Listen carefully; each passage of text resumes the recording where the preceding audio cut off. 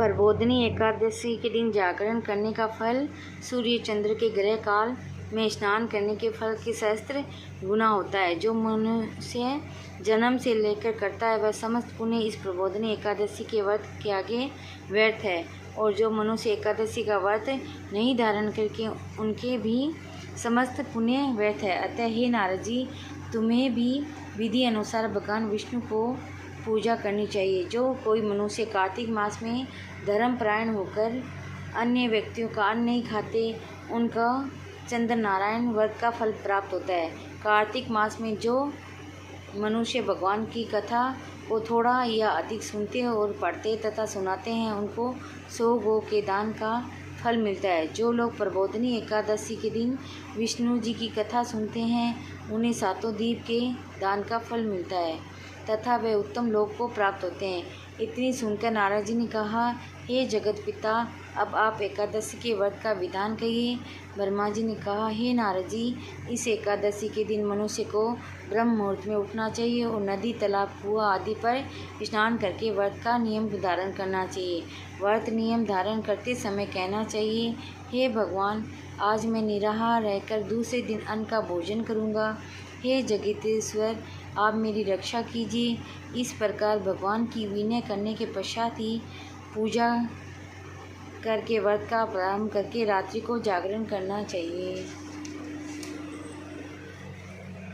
और भोजन, कीर्तन, गीत गाकर, कथा, बाजे, नृत्य आदि के संपूर्ण रात्रि का व्यतीत करना चाहिए। इस एकादशी के दिन कंजूसी को त्याग कर पुण्य, फल, धूप तथा अगर इत्यादि के भगवान विष्णु की पूजा करनी चाहिए और शंख के जल में भगवान को अर्घ्य देना चाहिए।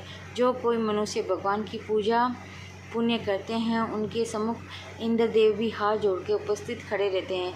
जो मनुष्य कार्तिक मास में बिल्व पत्र से भगवान की पूजा करते हैं, उन्हें अंत समय मुक्ति प्राप्त होती है। जो मनुष्य तुलसी दल द्वारा कार्तिक मास में भगवान की पूजा करते हैं, उनके 10,000 जन्म के समस्त पापों का नाश हो जाता है। जो मनुष्य इस मास में नित्य प्रति श्री तुलसी जी के दर्शन करते हैं या स्मरण करते हैं तथा छूते हैं अथवा सेवा करते हैं, कथा कीर्तन करते हैं, यथावत सेवा करते हैं, वे मनुष्य 1000 कोटि युग तक श्री भगवान के घर में निवास करते हैं।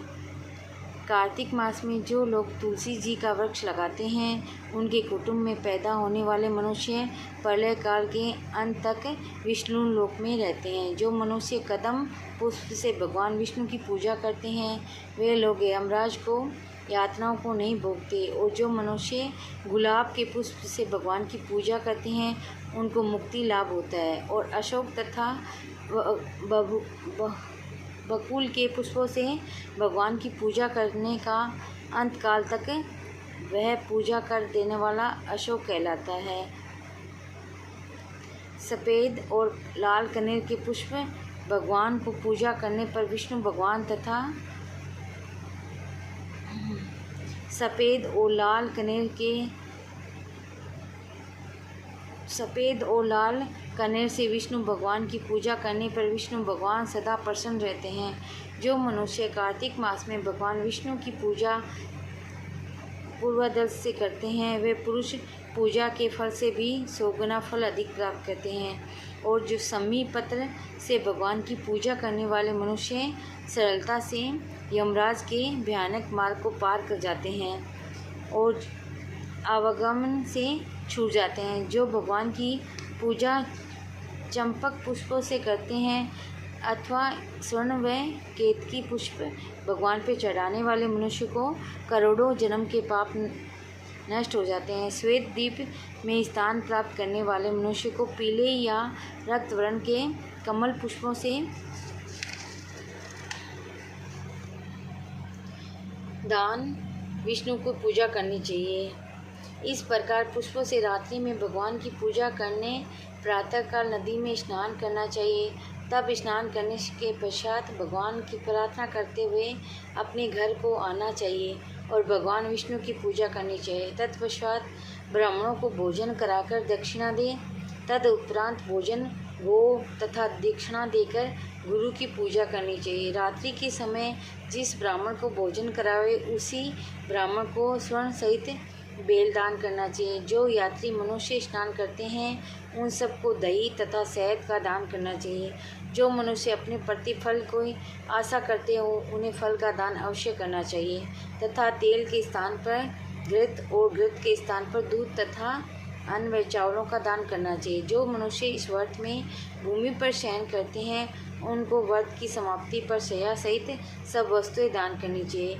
और इस व्रत में मौन धारण करने वाले को स्वर्ग सहित तिलों का दान करना चाहिए। जो बालों को धारण करने वाले हो उन्हें दर्पण का दान करना चाहिए तथा जो लोग इस में कार्तिक मास में उपानयन धारण नहीं करते उन्हें उपानयन दान करना चाहिए तथा इस व्रत में नमक त्याग वाले को शक्कर तथा दान का करना चाहिए। जो मनुष्य देव मंदिर में नित्य प्रति दीपक जलाते हैं उनको ताम्र या स्वर्ण के दीपक में घृत में बत्ती डालकर दान करना चाहिए। जिस मनुष्य के चतुर्मासी व्रत में जिस मनुष्य को त्याग दिया हो उसी दिन फिर वस्तु का सेवन करना चाहिए। जो मनुष्य देवोत्थानी एकादशी के दिन विधि पूर्वक श्रद्धा और भक्ति के साथ व्रत करते हैं उन्हें अन्न सुख मिलता है और अंत में लोग स्वर्ग को प्राप्त करते हैं। जिन मनुष्यों का व्रत बीच में रह जाता है और खंडित हो जाता है वह मनुष्य नरक में वास